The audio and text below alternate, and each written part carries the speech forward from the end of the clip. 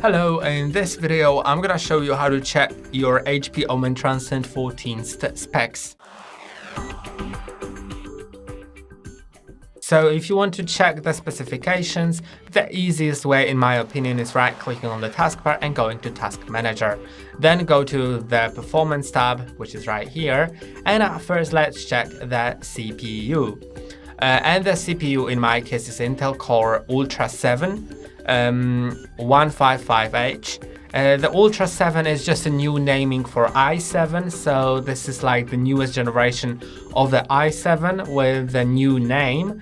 You can also see the amount of cores, which is astonishing in this case. Then logical processors as well, some cache, base speed, current speed, and other things, so it may come pretty useful. Then memory, you can see the amount of memory, the speed, which is also very high here, the amount of slots used, and the form factor, which in this case is rows of chips, which means that the RAM is soldered to the motherboard and cannot be easily replaced.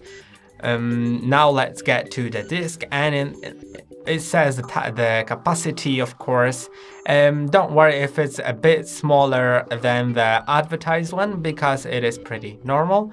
Then you'll see the type. So this is the SSD NVMe drive, which is about 500 gigabytes. Then in Wi-Fi, you'll see your Wi-Fi card. NPU is your neural processor unit. This is a new thing in laptop. It's for processing the AI things. So you can also see things about it here.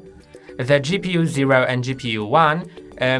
The one that's provided by Intel is the lower performance but higher battery efficiency one, and the one from NVIDIA is the one that's with better performance, so it's better for gaming, of course.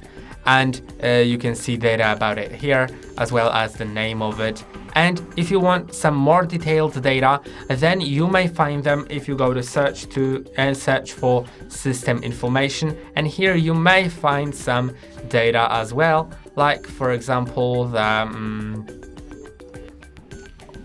I don't know, like the model number or processor. Or if you want something specific, you can go to things like components, and then go to display, and we'll probably see things about the display. So they are actually things about my GPUs, but there's more information that there is about the graphics card in the task manager. And that's all for today. Don't forget to like and subscribe. See you next time.